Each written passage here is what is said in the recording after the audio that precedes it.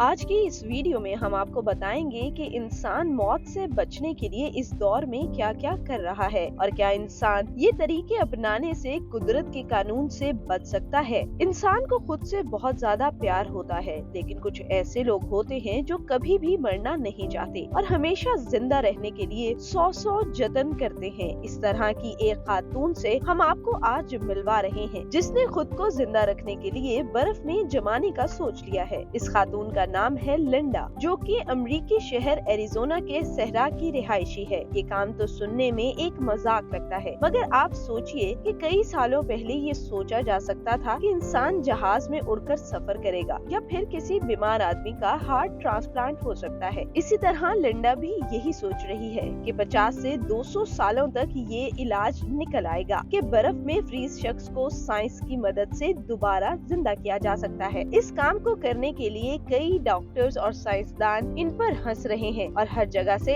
अच्छा जवाब न मिलने की सूरत में ये नाउम्मीद न हुई और इन्होंने अपनी ही एक फैक्ट्री बना ली, जिसमें दुनिया भर के अच्छे डॉक्टर्स और साइंसदानों को नौकरी पर रख लिया, जो कि अब इस मिशन पर गामजन है कि किस तरह इन्हें फ्रीज किया जाए। इस काम के लिए 200 लाख अमेरिकी डॉलर्स खर्चा आएगा। अब उन्होंने अपनी कंपनी भी बना ली है, जिसमें लेबोरेटरीज और इंसानी जिस्म को स्टोर करने के लिए भी आलात नस्ब तो कर चुके हैं, मगर अब होता क्या है ये तो आने वाला वक्त ही बताएगा। ये क्या अपने मकसद में कामयाब होती हैं या नहीं। ये एक सच्ची कहानी है जो हमने नास डेली की सोशल मीडिया के पेज से हासिल की है।